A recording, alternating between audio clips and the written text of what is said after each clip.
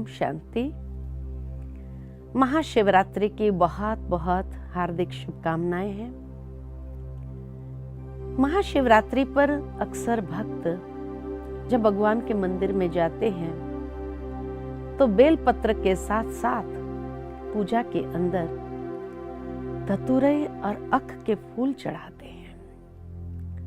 सोचने की बात यह है कि बाकी सभी देवी देवताओं के जन्म जयंती पर या विशेष त्योहारों पर गुलाब के फूल, मोतिये के फूल, कितने अच्छे अच्छे फूल चढ़ाए जाते हैं। भाई शिव ने क्या ऐसा किया जो उसके ऊपर ये सबसे जहरीले फूल चढ़ाए जाते हैं। लेकिन जब परमात्मा शिव इस संसार में अवतरित होते हैं तो उनका उद्देश्य ही है संसार परिवर्तन करना, अधर्म का नाश और सत धर्म की पुनः स्थापना करना। तो ये स्थापना करने के लिए तो जरूर मनुष्य जीवन में अच्छाई चाहिए, अच्छे संस्कार चाहिए। तो ये अच्छे संस्कार कहाँ से आए? उसके लिए तो जीवन के अंदर जो विकृतियों का, विकारों का, विषय विकारों का जो जहर है उसको मिटाना आवश्यक है। हम हमेशा प्रार्थना में तो गाते हैं, विषय विकार मिटाओ पाप हरो देवा। साथ ही साथ ये भी गाते हैं कि हे पतित पावन, आकर के हमें पतित से पावन बनाइए। यानी मनुष्य इतना तो जरूर समझता है कि हमारे जीवन में अनेक प्रकार के विषय विकारों ने हमारे जीवन में अनेक पाप कर्मों को बढ़ा दिया है। ये विषय विकारों के कारण ही इतने पाप कर्म होते हैं।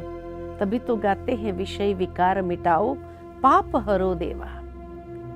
तो ये विषय विकारों को मिटाने वाला तो एक परमेश्वर ही है।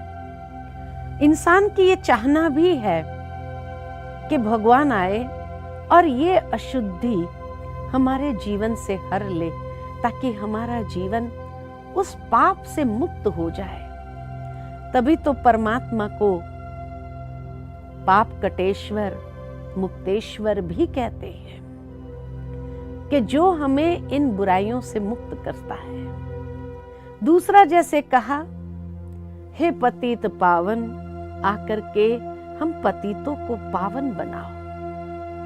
भावार्थ ये कि आज मनुष्य जीवन अनेक बुरे आचरण के कारण पतित होता जा रहा है, उसमें से भी वो मुक्त होना चाहता है और पावन यानी एक बहुत सुंदर आभा मंडल के साथ इस संसार में जीवन व्यतीत करना चाहता है।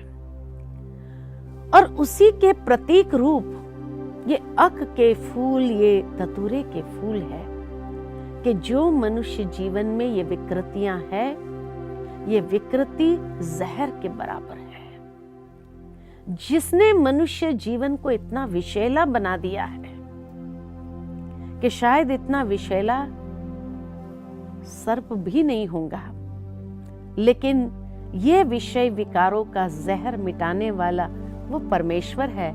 इसीलिए शिवलिंग के ऊपर सर्प को भी दिखाते हैं, नाग को भी दिखाते हैं कि परमात्मा शिव ही आकर के मनुष्य जीवन में से ये बुराइयों का जहर खींच लेता है और किसी की ताकत नहीं है। और फिर उनका जीवन कितना सुंदर कमल पुष्प के समान बनाते हैं। इसीलिए जब शिव की पूजा करते हैं, बेलपत्र, धतूरा, अख के फूल के साथ साथ लास्ट में कई लोग कमल की कलियां भी चढ़ाते हैं या कमल के पुष्प भी अर्पित करते हैं। मुझे याद आता है कि कई ऐसी पूजा महाशिवरात्रि पर लोग शिव की जब करते हैं तो 1.25 लाख कमल पुष्प इकट्ठा करके वो भी चढ़ाया जाता है।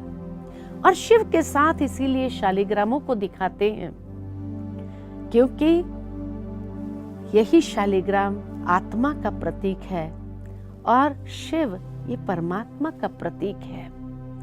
तो परमात्मा शिव ही आत्माओं के जीवन में से ये बुराइयों का जहर खींच करके उनके जीवन का भी शुद्धिकरण होता है। तो शिव के साथ ये शालिग्राम की पूजा, शालिग्राम अर्थात आत्म स्वरूप, देह के साथ पूजा नहीं हो रही है, लेकिन जब आत्मा इस देह से अलग अपने आप को समझती है, देही समझती है, आत्म स्वरूप में स्थित हो जाती है, तभी परमात्मा शिव भी उनके इस विष को अपने अंदर ग्रहण कर लेते हैं और जीवन को या उस आत्मा को कमल पुष्प की तरह कि भले रहे कीचड़ में ही, इस संसार रूपी कीचड़ में ही रहे जहाँ चारों ओर बुराइयां हैं, लेकिन उनका जीवन कमल पुष्प की तरह खिला हुआ, ये परमात्मा उसके जीवन को ऐसा बना देते हैं उसी के यादगार रूप में। साथ ही साथ जब ये बेलपत्र या कमल पुष्प चढ़ाते जाते हैं या दूध दही आदि से अभिषेक किया जाता है, तो मंत्र उच्चारण जरूर होता है और वो पावरफुल मंत्र जो लिया जाता है, ओम नमः शिवाय, ओम नमः शिवाय, बड़ी श्रद्धा के साथ ओम नमः शिवाय का मंत्र जाप करते हैं। ओम नमः शिवाय का लिटरल मीनिंग अगर देखा जाए, ओम माना अहम आत्मा, शिवाय माना शिव और नमः माना नमन करना, अर्थात मैं आत्मा शिव को नमन करती हूँ। कितना ऊंचा भाव है। और इस प्रकार का जब श्रद्धा को अर्पित करते हैं, अपनी शुद्ध भावनाओं को अर्पित करते हैं ईश्वर के प्रति, और इस मंत्र जाप के साथ जब एक एक बेलपत्र या एक तुलसी का पत्ता भी चढ़ाया जाता है या उसके ऊपर कमल पुष्प चढ़ाया जाता है, इसी प्रकार हम देखते हैं कि शिवलिंग के ऊपर एक कलश होता है, जिस कलश के नीचे एक छेद होता है जहां से बूंद बूंद पानी टपकता रहता है। भावार्थ यही है कि परमात्मा की एक एक ज्ञान की बूंद जो हमें प्राप्त होती है, उन ज्ञान की बूंदों को हम अपने जीवन के अंदर ग्रहण करें। आवश्यकता ये है कि हम अपने जीवन को शुद्ध करें, लेकिन आज हमने पंचामृत के साथ शिवलिंग को अभिषेक करना समझा। शिवलिंग या शिव परमात्मा तो है ही पावन, लेकिन ये पंचामृत से अपने जीवन को शुद्ध करने की बात है। इसीलिए शिव के साथ जब शालिग्रामों की पूजा होती है, तो शालिग्रामों को जरूर है कि हम पंचामृत के साथ उनका भी अभिषेक कर लेते हैं। ये भी यादगार है कि हम अपने जीवन को ये पंचामृत के साथ ज्ञान की एक एक बूंद को ग्रहण करते हुए अपने जीवन को एक श्रेष्ठ दिशा दे, अपने जीवन को उद्देश्य पूर्ण बनाए, ताकि हमारा जीवन बहुत सुंदर महकने लगे। तो ये सारे प्रतीक है कि अपने जीवन के अंदर जो अनेक प्रकार की बुराइयां हैं, उसको निकाल करके जीवन को तुलसी की तरह, अर्थात जैसे तुलसी के जो गुण माने गए हैं कि अनेक प्रकार की बीमारियों से भी व्यक्ति को सेफ गार्ड करती है, सुरक्षा प्रदान करती है। किसी को भी आज कई प्रकार की एलर्जी अगर हो जाए तो तुलसी घर में रखा जाता है, एंटीबायोटिक उसको कहते, तुलसी के रस का सेवन किया जाता है, तो व्यक्ति के अंदर से वो जो अशुद्धि होती है वो निकल जाती है। तो इसीलिए शिव के ऊपर ये तुलसी के पत्ते, बेल पत्ते या कमल के पत्ते ये चढ़ाए जाते हैं। ये प्रतीक है कि हम शालिग्राम उस परमात्मा शिव की इतनी श्रद्धा के साथ पूजा करें, आराधना करें और उनकी अच्छाइयों को अपने जीवन के अंदर ले ले, उनकी ऊर्जा को अपने जीवन में ले ले और अपने जीवन की अशुद्धियों को सदा काल के लिए समाप्त करें। तो आप भी अपने जीवन को ऐसे महाशिवरात्रि के पावन पर्व पर शुद्ध बनाओ, संकल्पबद्ध हो, कमल पुष्प समान जीवन हो,